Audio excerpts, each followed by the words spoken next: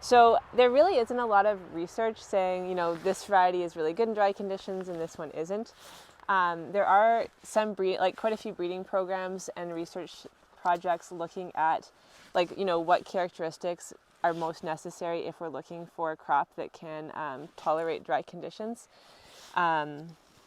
So, like many things, it's very complicated. So it's not like there's just one gene that scientists can turn on or breeders can focus on to say, okay, this is going to make a crop, really resistant to drought and grow well in these conditions. But things that people are looking at include, rooting depth, obviously. So how deep the crop goes, how many fine hairs around those roots, how much branching there is.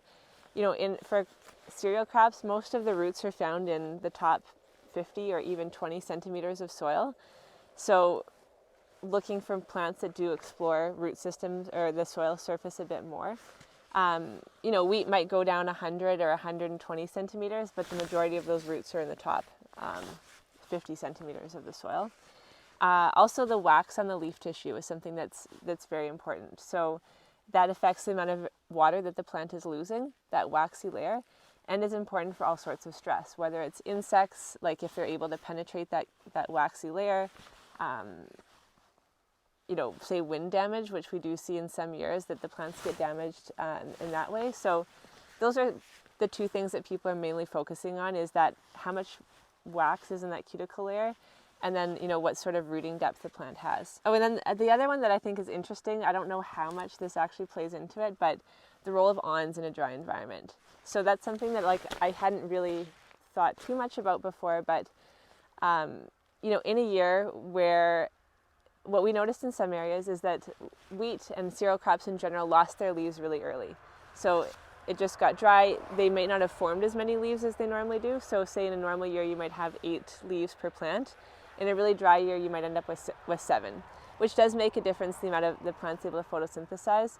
And also we were seeing the leaves dropping off really quick. So that obviously impacts the plant's ability to, make carbon, photosynthesize, and actually bring those nutrients to the head. Whereas awns are able to photosynthesize, and they're very close to the seed. So having dense awns on the seed head could actually impact drought tolerance as well.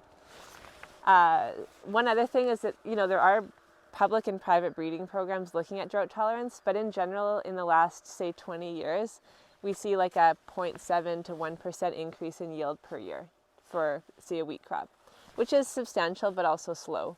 And something like drought tolerance is going to be really important, I think, with, we're seeing more dry summer conditions, but we wouldn't expect, in the next 10 years to say, okay, we have this crop that's like great at drought tolerance. It's also going to be slow incremental changes in how those more drought tolerant varieties or species perform. It's also important when the crop is planted. So when you're looking at average water use in a plant, say a wheat crop might be, I think it's about 200 to 240 millimeters of water that wheat crop is using throughout the growing season for spring wheat. Winter wheat, you could reduce that by about 30 millimeters, just because it's planted in the fall.